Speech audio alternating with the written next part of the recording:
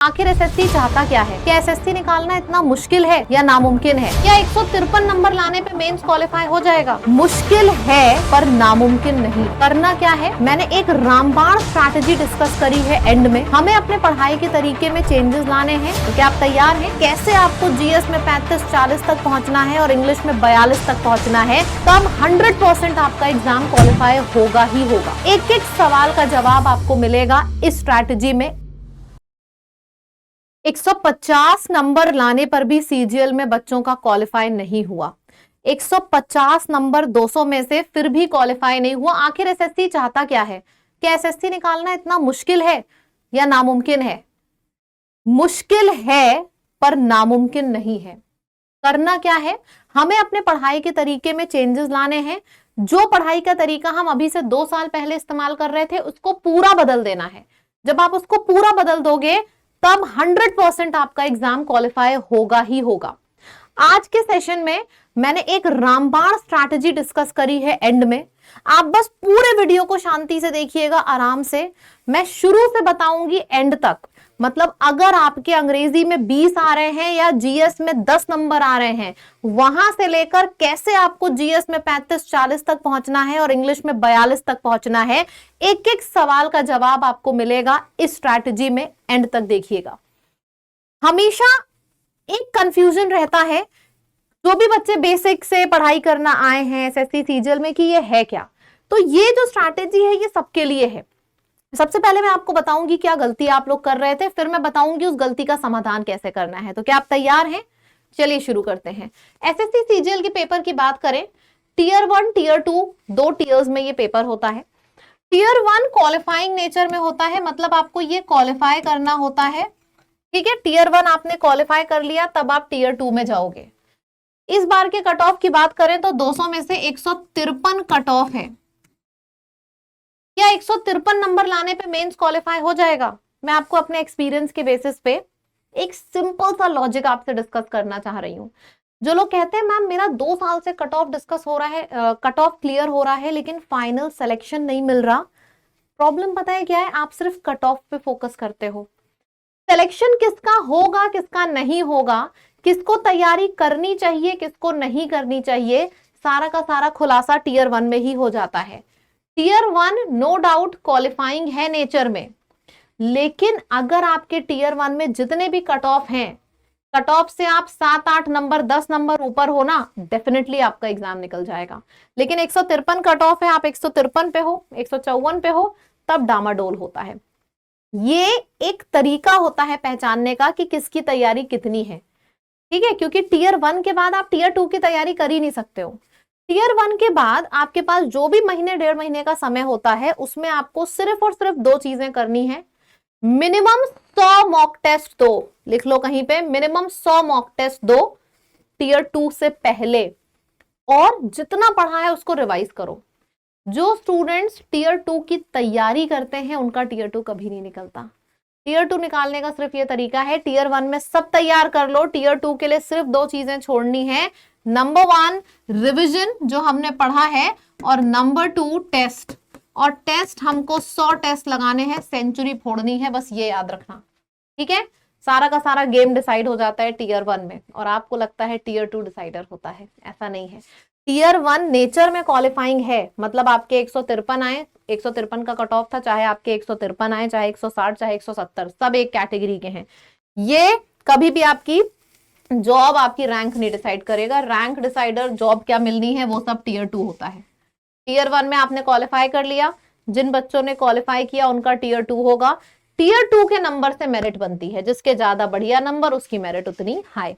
तो टीयर 2 से सिलेक्शन की मेरिट बनती है, और टीयर 1 क्वालिफाइंग होता है नेचर में। ठीक है, सबसे पहले टीयर 1 क्वालिफाई करते हैं, फिर हम मूव करेंगे किस तरीके से हमें एक एक सब्जेक्ट को टैकल करना है। तो चलिए, अगर यहाँ पे टीयर 1 की बात करी जाए तो मैं आपको थोड़ा सा डिटेल में घुस के बताना चाहूंगी। मैंने यहाँ पे सिर्फ अभी रिसेंट के 4 ईयर उठाए हैं, रिसेंट के। 2021 की बात करी जाए तो कट ऑफ गया है 130। अगर 2021 की हम बात करें तो यहाँ पे कट ऑफ गया है 130। 2022 में कट ऑफ गया है 114। ठीक है, 2023 का कट ऑफ है 150, और 2024 यानी कि अभी जो रिजल्ट आया है हफ्ते भर पहले, उसका कट ऑफ 153 हो चुका है, जिसने सबकी हवाइयां उड़ा दी। 153 कट ऑफ, बहुत बड़ी बात है ये। तो इस क्वेश्चन से, इस नंबर से दिमाग में सबके सवाल उठ रहा है कि क्या एसएससी निकालना नामुमकिन है? मुश्किल है पर नामुमकिन नहीं है, इसीलिए मैंने बोला था। सारे कट ऑफ आपको क्लियर हैं? कट ऑफ क्यों बढ़ता जा रहा है? क्योंकि भाई समझो, इतनी हाई सैलरी की जॉब कोई नहीं छोड़ना चाहता। पहले हर कोई भागता था, हम इंजीनियर बनेंगे, हम डॉक्टर बनेंगे। अब हर कोई भाग रहा है, नहीं हमें सीजीएल की नौकरी चाहिए, हमें गवर्नमेंट जॉब चाहिए, हमें हफ्ते में 5 दिन काम करना है, पर्क सारे चाहिए, पैसे मजेदार मिल रहे हैं, तो क्यों ना लोग अप्लाई करें। तो वो ब्रेन जो इंजीनियरिंग और डॉक्टरी लाइन में चले जाते थे, अब वो सब यहीं पे आ रहे हैं, सबको सीजीएल निकालना है। तो जब इतने तेज तेज बच्चे एग्जाम देने के लिए बैठ रहे हैं, तो जाहिर सी बात है कट ऑफ ऊपर जाना है। ठीक है, समझिएगा इसको। आगे बढ़ते हैं। अब वैकेंसी कितनी है, कितनी वैकेंसी हर साल आउट होती है, इसको भी एक बार देखिएगा। अगर आप नए भी हो ना, तो इस वीडियो को देख के पूरी क्लैरिटी आपको मिलने वाली है सीजीएल के बारे में।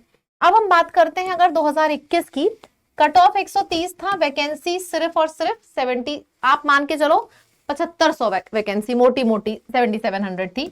2022 में 114 कट ऑफ था, 37,000 वैकेंसी थी। ये तो मतलब जैकपॉट ईयर था, सच में ये जैकपॉट ईयर था। फिर आती है बार 2023 की।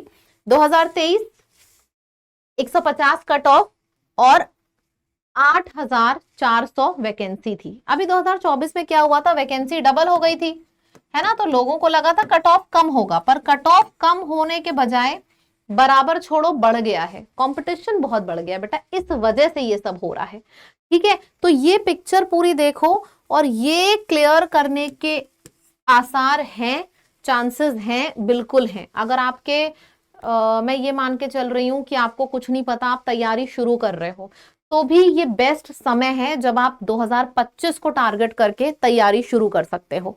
ठीक है, जो जो चीजें बताऊंगी बस वो रामबाण की तरह ले लेना। अगर मैं बात करूं कट ऑफ हमारा 153 गया है, तो सीजीएल एक्सपेक्ट क्या कर रहा है हमसे? आप जिन शूज में आना चाह रहे हो, जिन शूज में आके तैयारी करना चाह रहे हो, उसकी एक पिक्चर आपके पास होनी चाहिए। तो सबसे पहले समझो कि चाहता क्या है एग्जाम आपसे। एग्जाम चाहता है आपसे कि कौन्स में आपके जो नंबर हैं वो 40 से 42 होने चाहिए, तब तो ठीक है, आप एग्जाम का क्वालिफाई आपका होगा, वरना नहीं होगा। रीजनिंग में ये बैंड है, ये बैंडविथ है जो मैंने लिखी है, ये 1 साल 2 साल 3 साल 4 साल नहीं, ये 6 7 साल के पेपर स्कैन करके ये बैंडविथ लिखी गई है, जिसको मैंने अभी के एग्जाम के पैटर्न से रिलेट किया है कि हमारा कितना होगा, किस बैंडविथ में आप आओगे तब आपका पेपर क्वालिफाई हो जाएगा। ठीक है, रीजनिंग में आपके नंबर 42 होने चाहिए, मिनिमम 42 से 44, तब आपका पेपर क्वालिफाई होगा। जीएस में 34 से 38 नंबर आपको लाना है, और इंग्लिश में भी 42 से 44 के बीच में नंबर लाना है। सभी लोग स्क्रीनशॉट इसका ले लें, ये आपके नंबर होने चाहिए अगर आप सीजीएल की नौकरी अपने हाथ में चाह रहे हो, अच्छी नौकरी तो। ठीक है, वो जो होता था ना कि हम 3 सब्जेक्ट अच्छे कर लेते हैं, एक अगर थोड़ा कमजोर भी है तो काम चल जाएगा।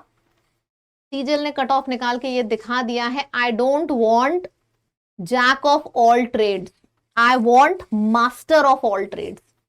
पहले क्या होता था, 4 में से 3 बढ़िया कर लो, एक हल्का फुल्का कमजोर भी है तो निकल जाएगा। अब ऐसा नहीं है, कट ऑफ से पता चल गया कि आपको मास्टर ऑफ ऑल सब्जेक्ट होना है, तब आपका क्वालिफाई होता है एग्जाम सीजीएल। वो भी क्यों ना, अभी 8th पे कमीशन लगेगा तो आपको खैर पता ही है कि हमारी सैलरी की जो रेंज है वो कहां तक पहुंचेगी।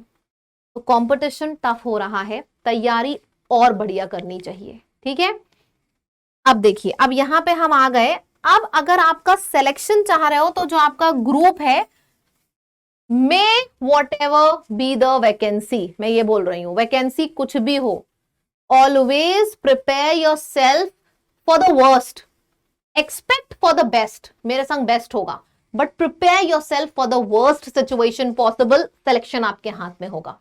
प्रिपरेशन ये सोच के मत करो अरे वैकेंसी हो सकता है ज्यादा हो, 140 कट ऑफ चला जाए। प्रिपरेशन यही सोच के चलो कि हमारे संग वर्स्ट सिचुएशन आएगी, तब आपका सिलेक्शन होता है। ठीक है, हंकी डोरी सिचुएशन सब होती है, एग्जाम जब क्वालिफाई हो जाता है तब। अपने आप को ना मेहनत की आंधी में झोंक दो सब लोग। 156, 164 ये नंबर दिमाग में घुमाते रहो, सोते जागते चलते खाते पीते, तब जाके निकलेगा एग्जाम। अब बात ये होती है, क्या ये मुमकिन है? हाँ बिल्कुल मुमकिन है। मुमकिन है लेकिन मुश्किल है। मुमकिन है लेकिन मुश्किल है, ये सेकंड स्लाइड पे आपको पता चलेगा। ये आपके दिमाग में बिल्कुल क्लैरिटी आ गई होगी कि हम लोगों को क्या है एसएससी, इस चीज की क्लैरिटी आ गई होगी। कितने टेयर्स में होता है, क्या क्या सब्जेक्ट आते हैं, कितने नंबर हमें चाहिए होते हैं, सब कुछ क्लियर हो गया। पर क्या ये मुमकिन है? नहीं। अगर आप सोच रहे हो मुमकिन है तो बिल्कुल मुमकिन है, लेकिन मुश्किल है। ये आपको दूसरी स्लाइड से पता चलेगा। ये स्लाइड क्या, ये मैंने क्या लिखा है, कॉर्न्स में 20 नंबर, ये मैंने लिखा है हर उस बच्चे के लिए जो शायद पहली बार एसएससी के बारे में जान रहा होगा या पहली बार इस वीडियो को देख रहा होगा। अगर बेटा आपके कॉर्न्स में 20 से 22 के बीच में भी नंबर आ रहे हैं, रीजनिंग में 20 नंबर मात्र आ रहे हैं, जीएस में मात्र 10 नंबर आ रहे हैं, और इंग्लिश में 18 से 20 आ रहे हैं, फिर भी मैं आपसे कहूंगी एसएससी सीजीएल एग्जामिनेशन के लिए बैठो, एसएससी एग्जामिनेशन के लिए बैठो। सीजीएल फेज सब लाइन से लगे पड़े हैं एग्जाम। पता है क्यों कहूंगी बैठो? क्योंकि आपके पास समय पर्याप्त है। अगर 2 महीने होते और आपके ये नंबर आ रहे होते, मैं कहती बिल्कुल एग्जाम के बारे में मत सोचो, कोई प्राइवेट नौकरी ज्वाइन कर लो। अभी आपके पास जो समय है वो पर्याप्त है, इसलिए मैं बोल रही हूं एक टेस्ट दो। इस सेशन के बाद सब लोग एक टेस्ट दो। हमारी वेबसाइट है, वहां पे फ्री टेस्ट अवेलेबल है, lab.live, जाके दो फ्री टेस्ट। अगर आपके इतने नंबर भी आ रहे हैं तो भी प्रिपरेशन शुरू कर दो। इस चीज से आपको बस करना क्या है, अगर आप चाहते हो कि आपका सिलेक्शन बैंडविड्थ में आ जाए तो आपको करना क्या है, आपके दिमाग में क्या पिक्चर होनी चाहिए। मैथ्स जो है ना, आप हमसे पढ़ो, किसी और से पढ़ो, ऑफलाइन जाके पढ़ो, कहीं पे भी पढ़ो, लेकिन आपको बस एक चीज करनी है, पढ़ाई करनी है चेकलिस्ट से। पढ़ाई करनी है चेकलिस्ट के थ्रू। चेकलिस्ट के थ्रू आप पढ़ाई करोगे तभी इस बार का एसएससी में कट ऑफ क्लियर होगा। चेकलिस्ट के थ्रू पढ़ाई करनी है। वो कैसे? जैसे अगर हमने बात करी परसेंटेज की, तो आपको परसेंटेज टॉपिक नहीं करना है कवर। परसेंटेज के अंदर 12 पार्ट्स होते हैं, ठीक है। प्रॉफिट एंड लॉस के अंदर 12 सब पार्ट्स होते हैं। शॉपकीपर वाला अलग है, डिस्काउंट वाला अलग है, सक्सेसिव डिस्काउंट वाला अलग है। हर एक सब पार्ट को आपको प्रैक्टिस करनी है, हर एक सब पार्ट को, ठीक है। जब आपकी इस लेवल की तैयारी होगी तब आपका क्वालिफाई होगा एसएससी। अगर मैं एक नंबर के टर्म्स में बात करूं तो मैथ्स में आप हर एक टॉपिक के 30-30, 40-40 क्वेश्चन लगाओ अलग अलग से, और सिंगल जो मिसलिनियस क्वेश्चन होते हैं हर टॉपिक के, मान के चलो आपको 200 क्वेश्चन लगाने हैं। अब देखो गलती ये होती है कि जो बच्चा पढ़ रहा है पहली बार या पहली बार इस वीडियो को देख रहा है, शायद वो 200 क्वेश्चन लगा भी लेगा। 200 क्वेश्चन लगाने से सिलेक्शन नहीं होता। सिलेक्शन इस चीज से होता है 3 टाइम्स। मतलब आपको इन 200 क्वेश्चंस को 3 बार लगाना है, सेम क्वेश्चंस को। 200 200 200 अलग अलग नहीं, 200 क्वेश्चन उठा लो, सारे सब पार्ट्स कवर कर लो। अभी मैं आपको बताऊंगी सब पार्ट्स कैसे मिलेंगे, कहां पे मिलेंगे। 200 क्वेश्चन लगाने हैं 3 बार, और इन 200 क्वेश्चन में एक भी सवाल ऐसा ना हो जो आपका छूट जाए। हमें परसेंटेज नहीं, परसेंटेज के सारे सब पार्ट्स भी कवर करने हैं। फिर बारी आती है रीजनिंग की। रीजनिंग में आप मोटा मोटा 100 क्वेश्चन लगा लो, और आपको रीजनिंग के क्वेश्चन को सिर्फ 2 बार रिवाइज करने की जरूरत है। अब बारी आती है इंग्लिश की। इंग्लिश सिर्फ इंग्लिश नहीं है। इंग्लिश अगर हम बात करें तो इंग्लिश में ग्रामर एक अलग पार्ट होल्ड करता है, वोकैब का अलग रोल है, और RC cloze test, para jumble, इसका एक अलग रोल है। अब दिक्कत पता है इसमें क्या आती है? दिक्कत ये आती है कि जो लर्नर है वो पूरे टाइम ग्रामर में झोंक देता है अपना टाइम। मैं बोलूंगी अंग्रेजी को 2 घंटे दो तो 2 घंटे सिर्फ ग्रामर पढ़ेगा। अरे भाई पैटर्न चेंज हो गया है। 5 साल पहले ग्रामर पढ़ के अंग्रेजी में पूरे नंबर आ जाते थे, अब नहीं आएंगे। अब 50% भी क्वालिफाई नहीं कर पाओगे अगर सिर्फ ग्रामर में ही घुसे रहोगे तो। सबसे बड़ी गलती जो हर लर्नर कर रहा है, ग्रामर में ही घुसा है। अब मुझे बड़ी हंसी आती है देख के। मैं जब पढ़ाती हूँ मैं अपना टाइम इस तरीके से डिवाइड करती हूँ कि इन 5 चीजों में टाइम जाए। ग्रामर का मैंने दिया, मैंने वो कैब जो दी है 5-5 साल की वो कैब बच्चों को बोल रही हूं कवर करो कवर करो कवर करो। इस बार सबने ये गलती करी, भैया तुम लोग मत करना ये गलती।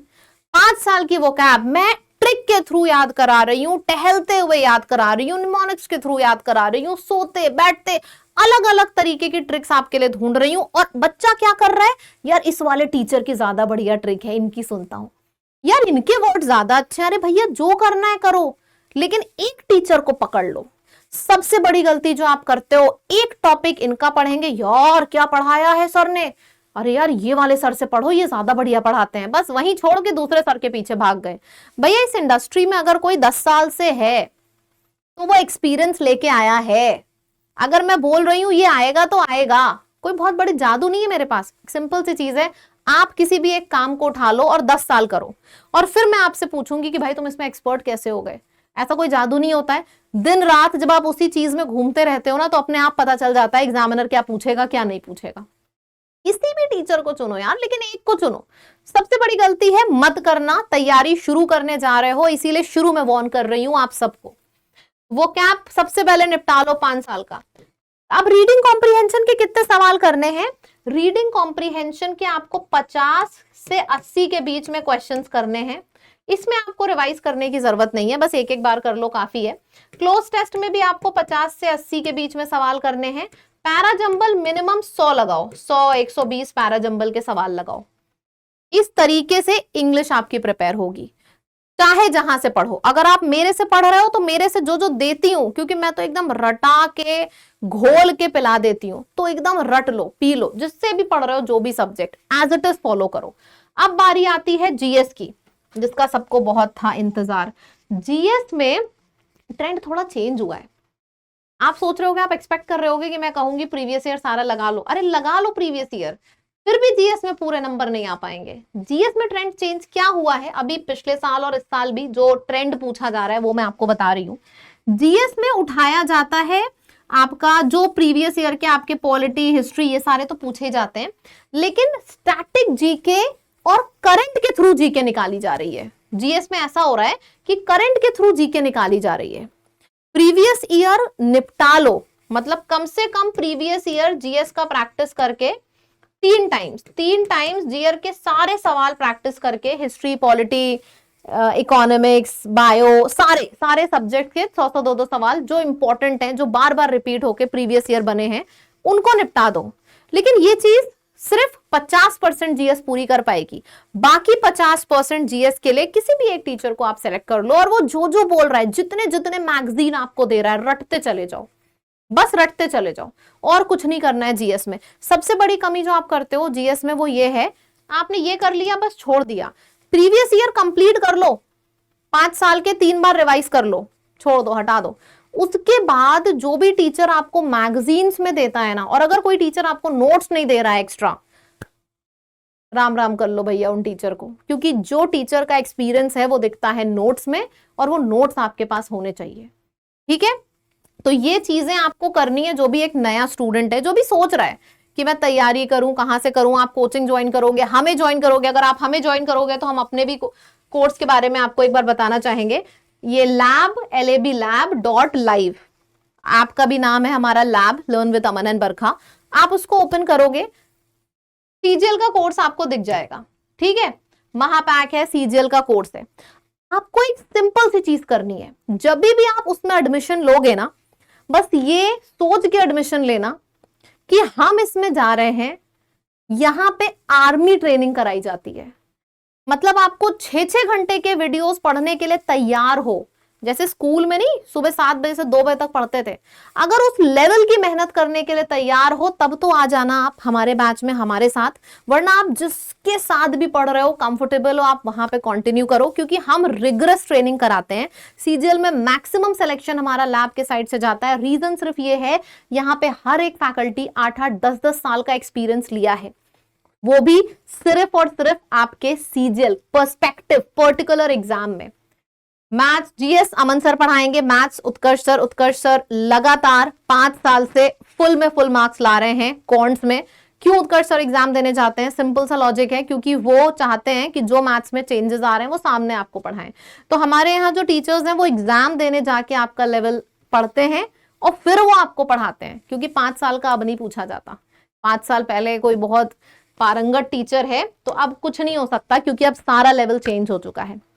ठीक है, आप बेटा हमसे पढ़ो, किसी और से पढ़ो, बस गलत डायरेक्शन में मत जाओ, सही डायरेक्शन में रहो। जो जो चीजें मैंने बोली हैं उसको फॉलो करो, एक एक दो बार इस लेक्चर को देखो, जरूर डेफिनेटली आपको फायदा होगा। और इस वीडियो को मैंने क्रूड टर्म्स में बहुत सी चीजें यहां पे बोली हैं, इस वीडियो को शेयर कर दो, जितना शेयर कर सकते हो शेयर कर दो।